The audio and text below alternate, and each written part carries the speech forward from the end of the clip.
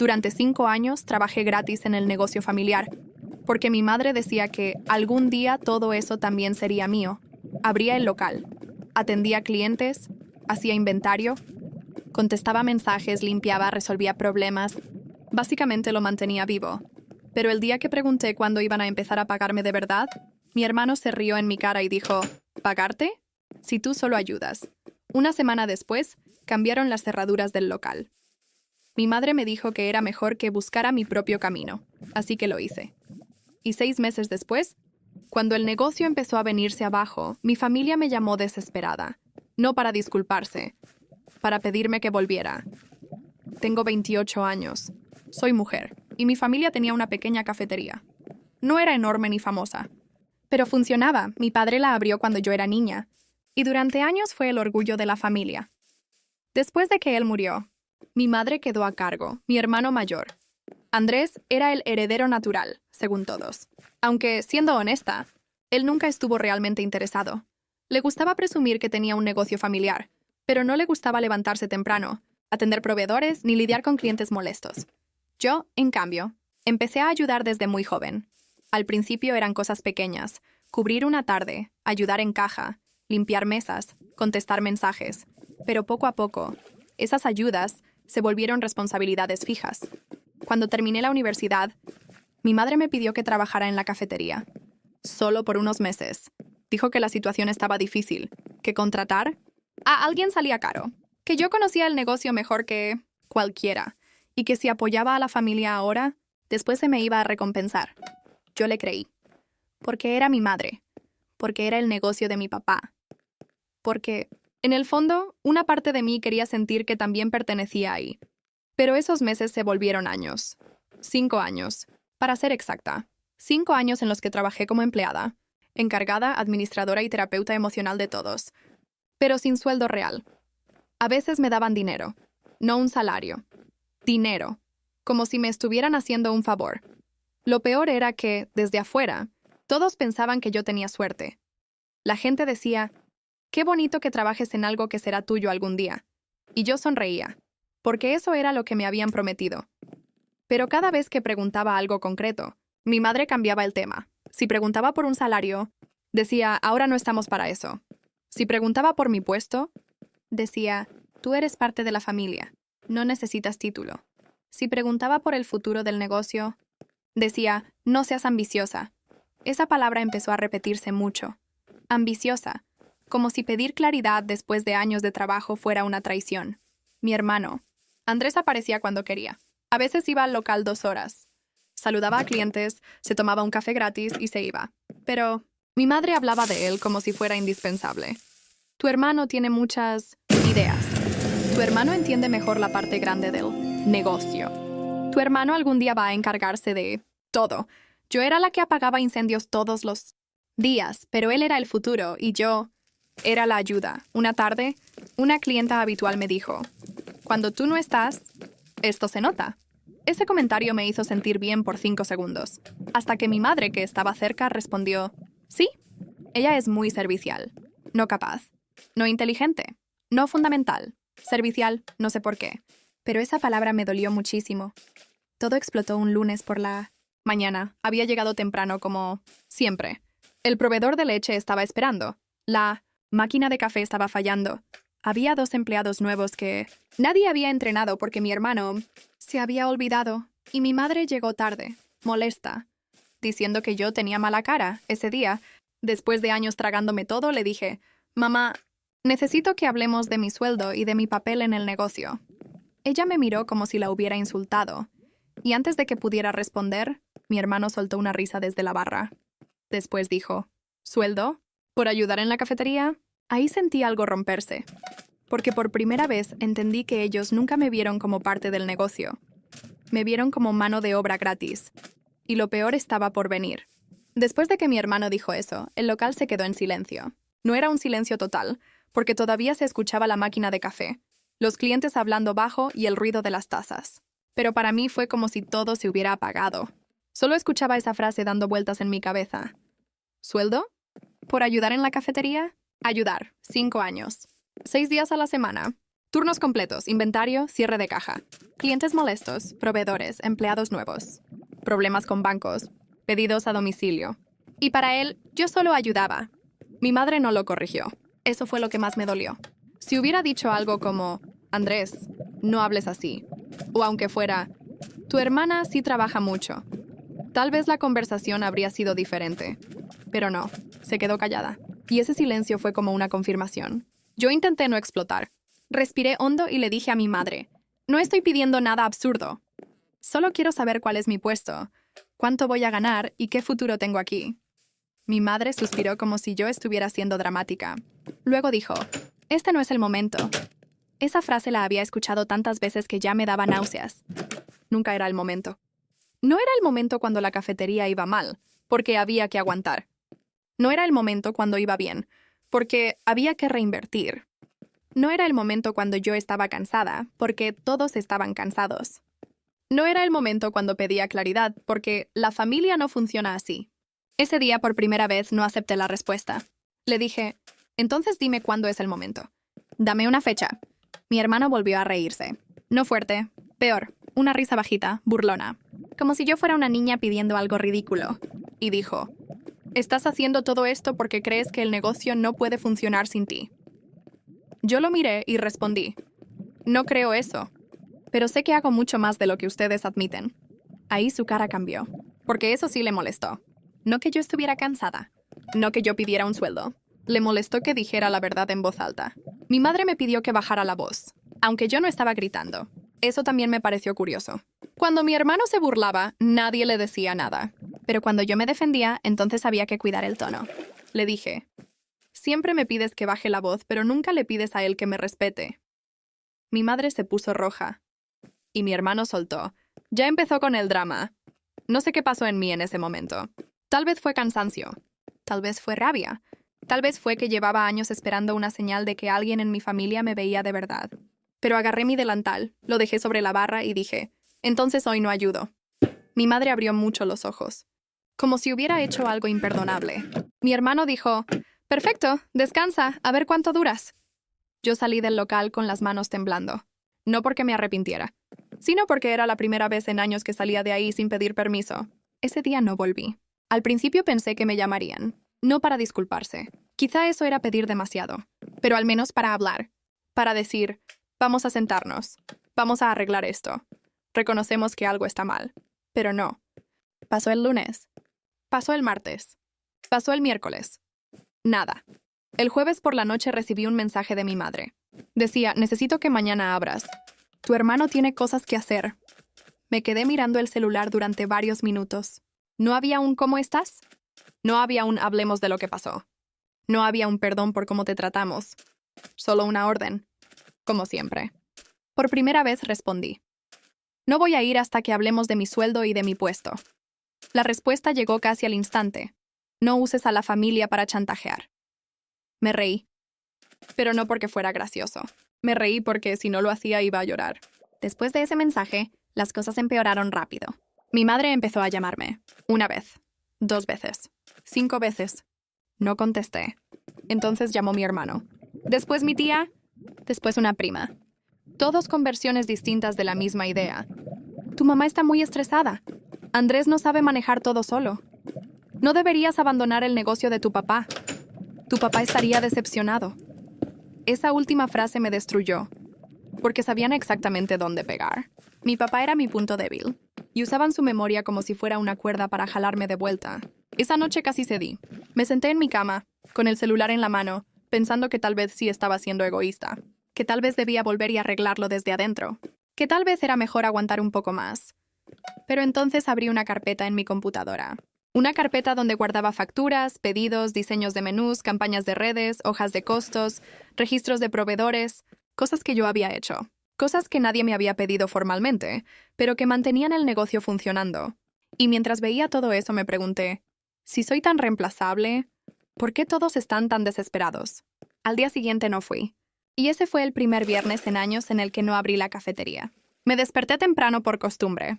A las 6 de la mañana ya estaba despierta, mirando el techo, sintiéndome culpable por no estar allí. Luego recordé que la culpa no era mía. O al menos intenté convencerme de eso. A media mañana mi celular explotó. Mensajes de mi madre, audios de mi hermano, fotos del local lleno, quejas, preguntas.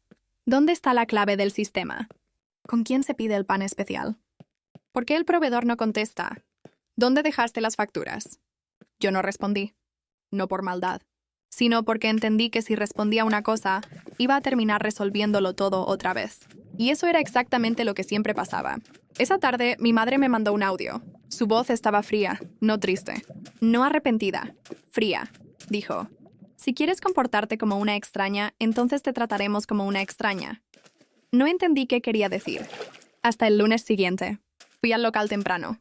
No para trabajar. Para recoger unas cosas personales que había dejado en la oficina. Una chaqueta, una libreta, una taza que era de mi papá y algunos documentos. Metí la llave en la cerradura. No giró. Probé otra vez. Nada. Habían cambiado las cerraduras. Sin avisarme. Sin darme mis cosas. Sin hablar conmigo. Me quedé parada frente a la puerta con la llave en la mano, sintiéndome estúpida. Como si por fin me estuvieran mostrando cuál era mi lugar. Afuera.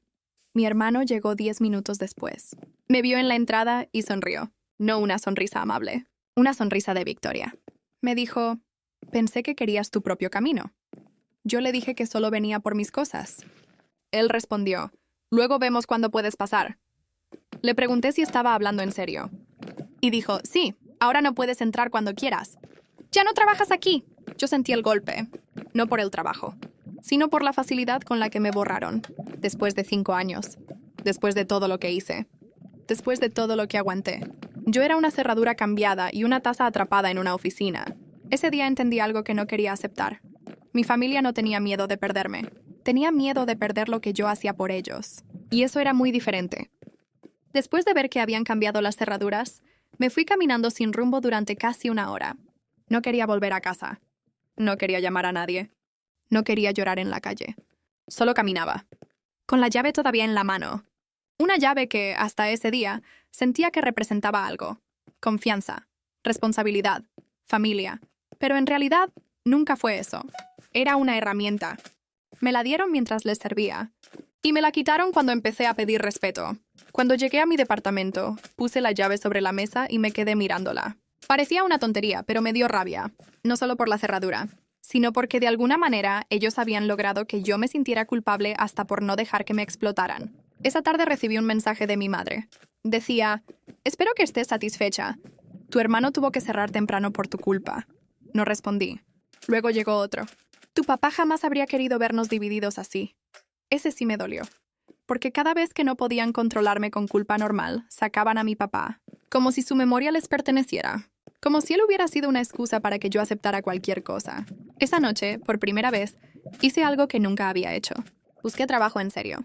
No como antes, cuando solo miraba ofertas y luego cerraba la página porque me sentía culpable. Esta vez actualicé mi currículum. Escribí todo lo que realmente hacía en la cafetería. Administración diaria, control de inventario, atención al cliente, manejo de proveedores, campañas de redes sociales, entrenamiento de personal, cierre de caja, diseño de menú, control de costos.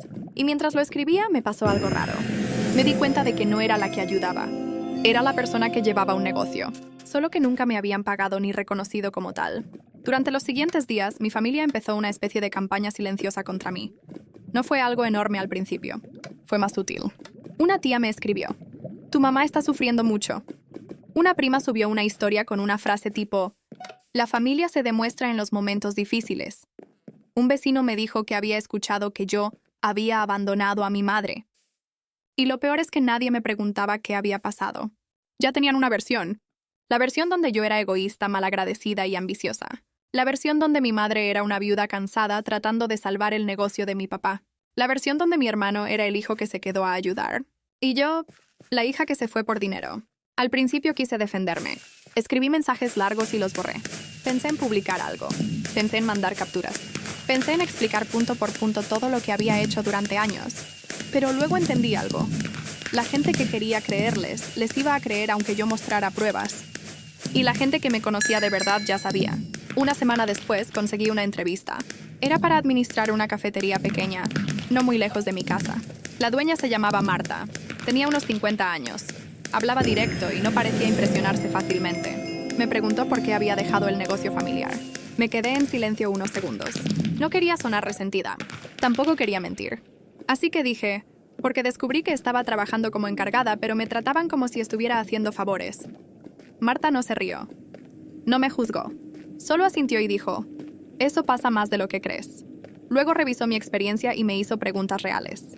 Sobre inventario, costos, horarios, proveedores, márgenes, redes, cosas que en mi familia nadie valoraba porque asumían que simplemente salían. Al final de la entrevista me dijo, te voy a ser honesta. Estás sobrecalificada para el puesto de encargada. Yo casi no supe qué responder. Esa palabra me pegó fuerte. Sobrecalificada. Después de años escuchando que solo ayudaba, alguien externo estaba viendo lo que yo hacía. Y no lo veía como ayuda. Lo veía como experiencia. Me contrataron. No era el trabajo perfecto. No era un sueño. Pero tenía sueldo fijo. Contrato, horarios claros, días libres. Y lo más importante, nadie me llamaba ambiciosa por preguntar cuánto iba a ganar. La primera semana fue extraña. Cada vez que terminaba mi turno, sentía que debía quedarme más. Cada vez que veía algo desordenado, sentía que debía resolverlo aunque ya no fuera mi hora. Marta me decía, vete a casa. Mañana seguimos. Y yo tenía que recordarme que eso era normal, que trabajar no significaba entregar toda mi vida. Mientras tanto, la cafetería de mi familia empezó a cambiar. No porque yo estuviera pendiente, sino porque la gente hablaba. Una clienta habitual me escribió por Instagram. Pasé por el local y ya no es lo mismo. ¿Estás bien? No respondió mucho. Solo le dije que estaba trabajando en otro lugar. Luego otro cliente me escribió. Después otro. Algunos preguntaban si me había ido de vacaciones. Otros decían que mi hermano no sabía preparar ciertos pedidos. Uno incluso me dijo, tu mamá dijo que te fuiste porque te ofrecieron algo mejor. Me reí al leer eso. No porque fuera gracioso, sino porque incluso mi salida la estaban intentando convertir en una historia que no los dejara mal. Pasaron 2 meses. Luego 3. Yo estaba cansada, pero de una forma distinta. Cansada por trabajar, no por cargar con culpa. Empecé a dormir mejor, a comer mejor, a comprar cosas sin sentir que estaba quitándole algo a mi familia. Y por primera vez en años ahorré dinero. No mucho, pero era mío. Eso me parecía casi irreal. Entonces pasó algo que no esperaba. Marta me llamó una tarde a su oficina. Pensé que había hecho algo mal. Todavía tenía esa reacción automática. Pero me dijo, quiero abrir otro punto de venta. Me quedé callada. Ella continuó, y quiero que me ayudes a organizarlo. Le pregunté si se refería a hacer horarios o entrenar personal. Marta dijo, no, me refiero a que quiero que lo lideres. Por un momento no supe qué decir. Me estaba ofreciendo exactamente lo que mi familia siempre prometió sin ponerlo nunca por escrito. Responsabilidad real, sueldo mejorado, bonos, participación en resultados. Todo claro. Todo hablado como adultos. Acepté. Con miedo, pero acepté. Los siguientes meses trabajé muchísimo, pero esta vez era diferente. Cada hora extra estaba pagada. Cada idea tenía mi nombre. Cada decisión se discutía conmigo, no sobre mí. El nuevo local abrió 4 meses después de que yo saliera del negocio de mi familia. Y fue un éxito. No enorme, no de película. Pero funcionó. La gente empezó a recomendarlo. Algunos clientes antiguos de la cafetería de mi familia llegaron también. No porque yo los llamara, sino porque me encontraron. Y más de uno dijo lo mismo. Ahora entiendo por qué ese lugar antes funcionaba tan bien. No voy a mentir. Eso me dio satisfacción. No una satisfacción cruel, pero sí una especie de paz. Como si por fin el mundo estuviera confirmando algo que yo había sabido durante años, que mi trabajo tenía valor. Mientras mi vida empezaba a mejorar, la de mi familia parecía complicarse. Mi madre dejó de publicar fotos del negocio. Mi hermano empezó a publicar ofertas de empleo cada 2 semanas. Buscaban baristas, encargados, personal para fines de semana. Luego empezaron las promociones raras. 2 por 1. Descuentos enormes. Combos desesperados. Una amiga me mandó una captura y dijo, ¿están bien? Yo no respondí, porque honestamente no sabía si quería saberlo. El primer mensaje directo de mi madre llegó casi 5 meses después de que cambiaron las cerraduras. Decía, necesitamos hablar, nada más. Lo miré durante un rato. Mi cuerpo reaccionó antes que mi cabeza. Se me apretó el pecho. Sentí esa vieja mezcla de culpa, miedo y obligación. Pero no respondió de inmediato. Antes habría contestado en segundos. Esta vez esperé. 1 hora. 2. Toda la tarde. Y al final escribí. ¿Sobre qué? Tardó unos minutos en responder. Sobre la cafetería. Cerré los ojos. Porque una parte de mí ya sabía lo que venía. No era una disculpa. No era una conversación pendiente. Era una emergencia. Y yo otra vez era el plan de rescate. Después de hablar con ella, me quedé pensando durante horas. Porque hasta ese momento, parte de mí seguía sintiendo que tal vez estaba exagerando. Pero escuchar a otra persona describir lo mismo desde afuera me quitó la última venda. No era un malentendido familiar. No era una mala racha. Era una forma de funcionar. Y yo había sido la pieza principal durante años. Esa fue la noche en la que tomé una decisión. No iba a volver. Ni por 3 semanas. Ni por contrato. Ni por dinero. Porque el problema no era solo que no me pagaran. El problema era que, mientras yo estuviera ahí, ellos iban a seguir creyendo que podían destruir límites y luego negociar sobre los restos. A la mañana siguiente desbloqueé a mi hermano solo para enviar un mensaje en el grupo familiar. Escribí: no voy a volver a trabajar en la cafetería. Quiero recoger mis cosas personales esta semana. Después de eso, no quiero que me contacten para hablar del negocio. Lo envié. Y por primera vez en mucho tiempo, no expliqué más. No justifiqué. No pedí perdón. Solo puse un punto final. O al menos eso pensé. Porque la respuesta de mi madre llegó minutos después. Y fue la frase que hizo que todo terminara de romperse. Si no vuelves, vamos a vender la cafetería de tu padre y será tu culpa. Cuando mi madre escribió sobre la cafetería, sentí algo muy familiar. Ese peso en el pecho. Esa sensación de que, aunque yo estuviera tranquila, algo de mi familia podía aparecer de la nada y arrastrarme otra vez. Durante unos minutos no respondí. Solo miré la pantalla. Parte de mí quería decirle que no, que ya no era mi problema, que se arreglaran solos, como tantas veces me dijeron que hiciera yo. Pero otra parte de mí seguía escuchando la voz de mi papá. No literalmente, pero sí esa idea que me habían metido durante años. Es el negocio de tu padre. Es lo único que nos queda de él. La familia no se abandona. Y odié que todavía me doliera. Al final le respondí: si quieres hablar, puede ser mañana. En un café, no en el local. No quería volver ahí. No todavía. No quería pararme frente a esa puerta, frente a esa cerradura nueva, como si nada hubiera pasado. Mi madre tardó unos minutos en contestar. Luego escribió: mejor en la cafetería. Es más cómodo. Ahí entendí que no había cambiado nada. Ni siquiera en un mensaje podía respetar un límite simple. Respondí: en un café o no hablamos. Pasó casi 1 hora. Y al final aceptó. Al día siguiente llegué 10 minutos antes. No sé por qué. Quizá por costumbre. Quizá porque durante años me entrenaron para ser la persona responsable incluso cuando no me correspondía. Mi madre llegó tarde. 15 minutos tarde. Entró mirando el celular. Se sentó frente a mí y lo primero que dijo fue: te ves diferente. No fue un cumplido. Fue una observación incómoda. Como si le molestara que yo me viera bien. Le respondí: estoy trabajando. Ella asintió, pero no preguntó dónde. No preguntó cómo me iba. No preguntó si estaba feliz. Fue directo al punto. La cafetería está pasando por un momento difícil. Yo no dije nada. Solo esperé. Mi madre empezó a hablar de números, de ventas bajas, de empleados que no duraban, de proveedores que ya no eran tan flexibles, de clientes que se quejaban, de mi hermano que según ella estaba muy presionado. Cuando mencionó eso, tuve que morderme la lengua, porque yo había estado presionada durante años. Pero cuando era yo, era responsabilidad. Cuando era él, era una carga injusta. Entonces ella dijo: necesitamos que vuelvas unas semanas. Así, sin rodeos. Sin disculpa. Sin reconocer nada. Solo necesitamos que vuelvas.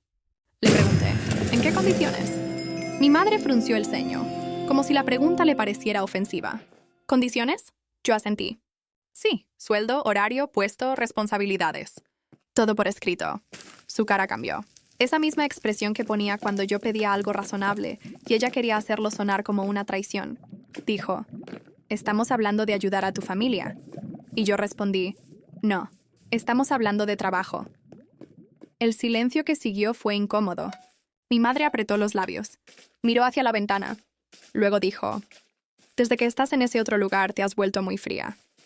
Esa frase me habría destruido meses antes. Me habría hecho pedir perdón. Me habría hecho bajar la cabeza. Pero esta vez solo sentí cansancio. Le dije: no me volví fría.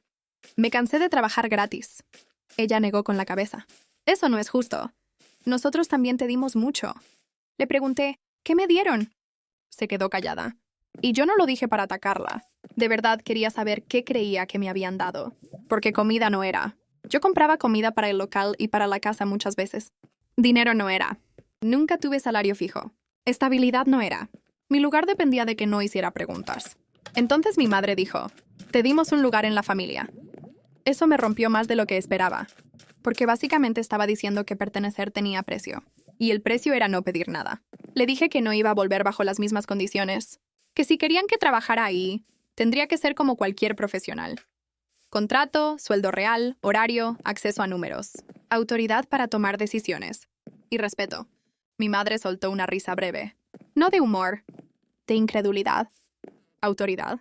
¿Ahora quieres mandar? Y ahí estaba otra vez, ambiciosa, mandona, desagradecida, todo menos trabajadora. Me levanté para irme. Ella entonces cambió de tono. Bajó la voz. Tu hermano está muy mal. Me quedé quieta. No porque eso cambiara mi decisión, sino porque sabía que esa era su última carta. La culpa. Me dijo que Andrés no dormía, que estaba ansioso, que el negocio se le estaba yendo de las manos, que mi papá estaría triste viendo lo que estaba pasando. Ahí sí la miré directamente. Y le dije, no uses a papá para pedirme que acepte lo que ustedes me hicieron. Mi madre se quedó helada. Por primera vez, no tuvo respuesta inmediata. Me fui del café temblando. No porque me arrepintiera, sino porque poner límites con alguien que te enseñó a no tenerlos se siente casi como hacer algo malo. Esa noche no dormí bien.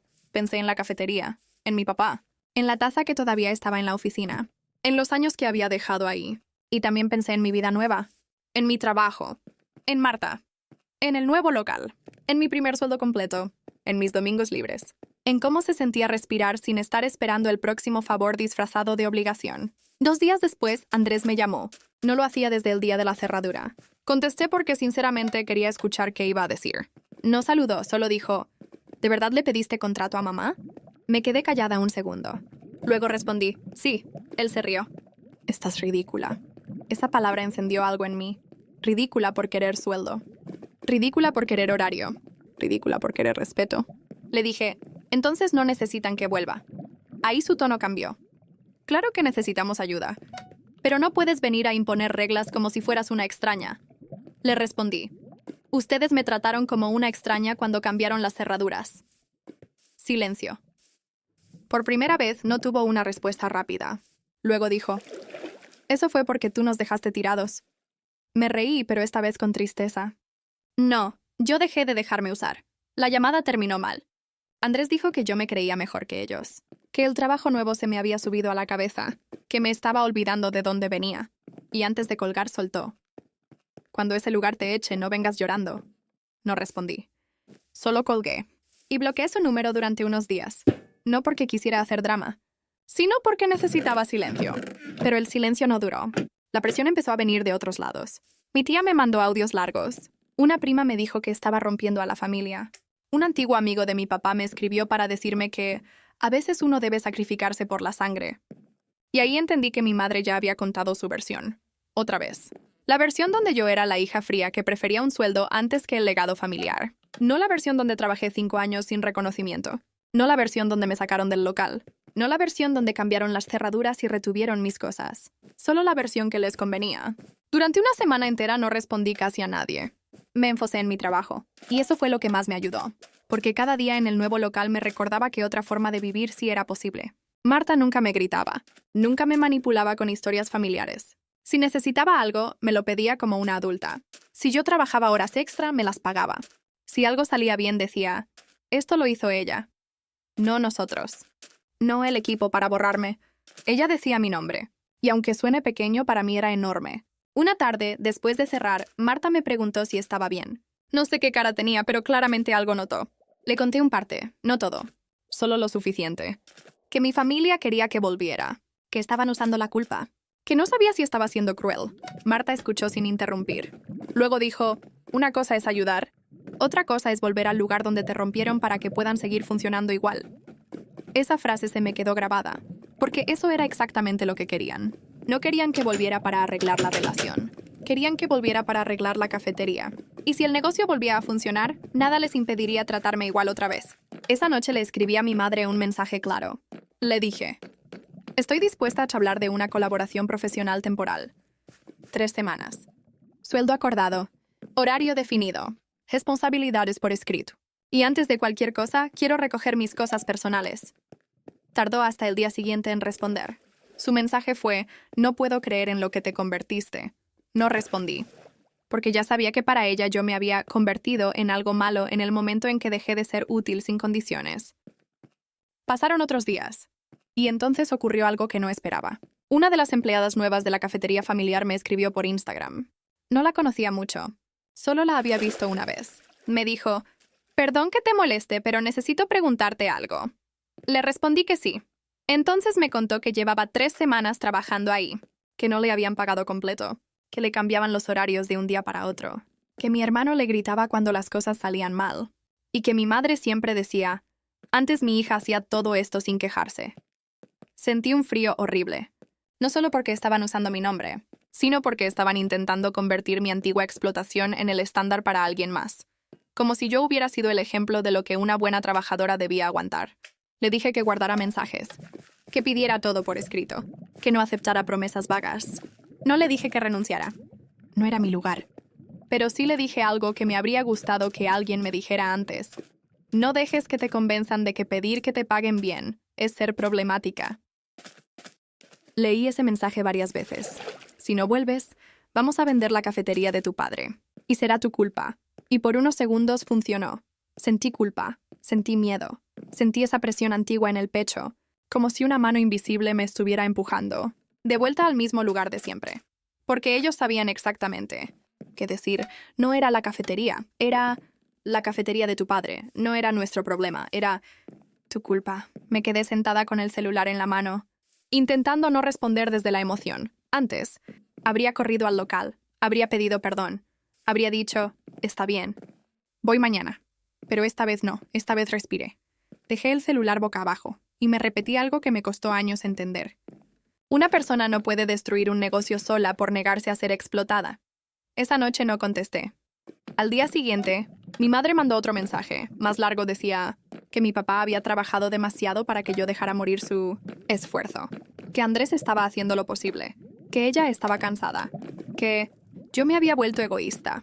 Y que si algún día vendían el local, yo tendría que vivir con eso. Lo leí entero.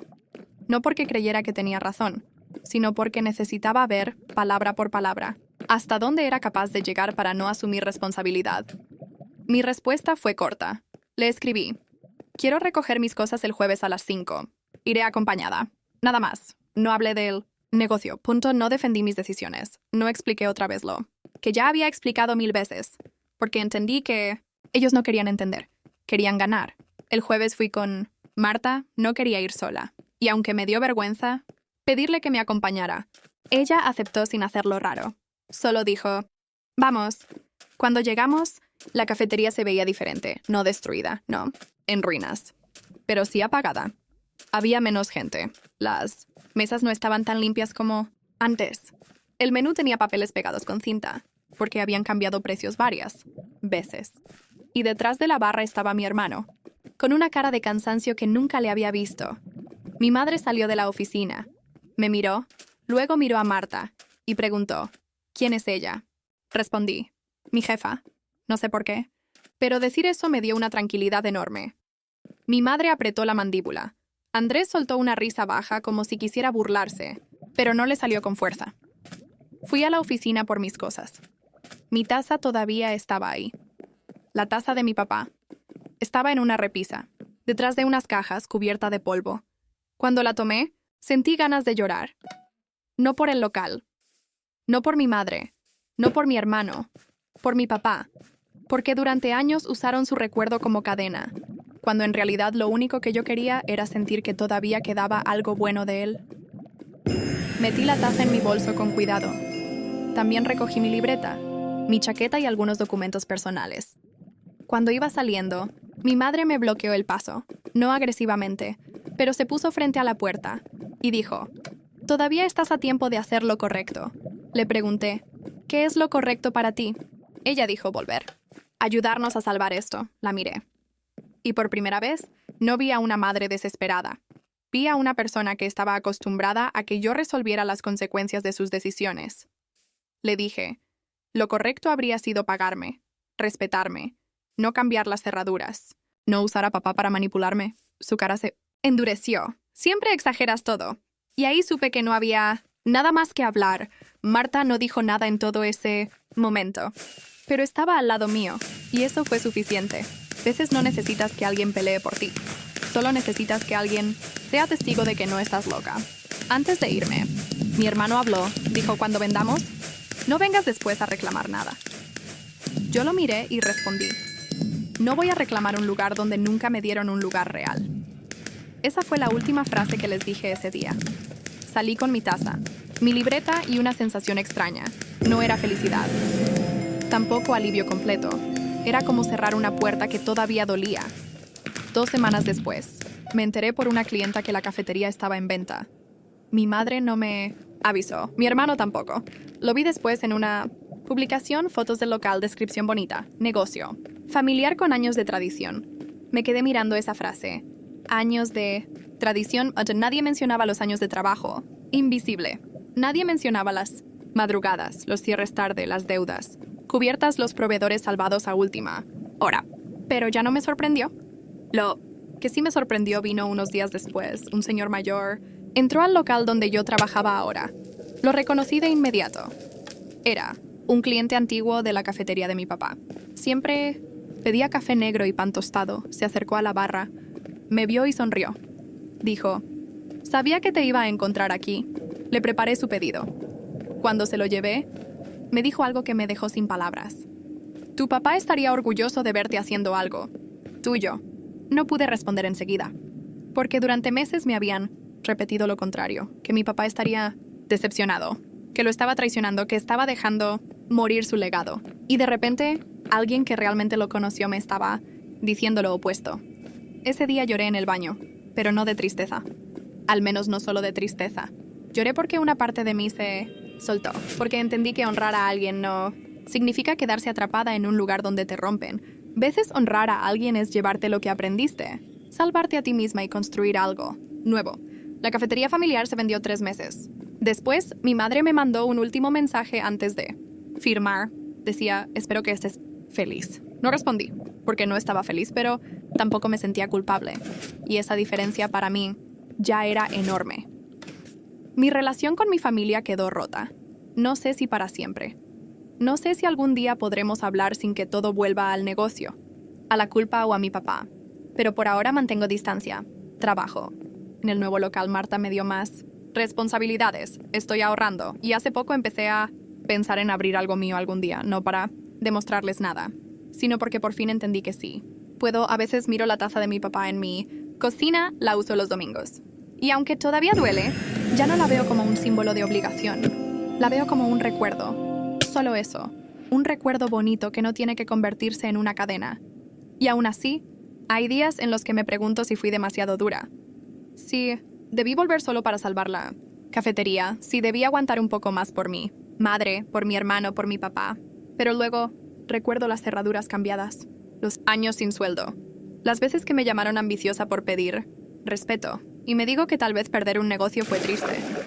Pero perderme a mí misma habría sido mucho peor. Así que no sé, ¿hice mal en dejar que vendieran la cafetería familiar? ¿O hice bien en elegir mi vida por primera vez? Esta historia deja algo claro. Ayudar a la familia no debería significar perderte a ti misma. Ella trabajó años esperando reconocimiento, pero cuando pidió respeto, la trataron como si estuviera traicionando a todos. A veces poner límites duele, sobre todo cuando hay familia de por medio, pero quedarse en un lugar donde solo te valoran cuando eres útil también tiene un precio. Ahora díganme ustedes, ¿hizo mal en dejar que vendieran la cafetería familiar o hizo bien en elegirse a sí misma?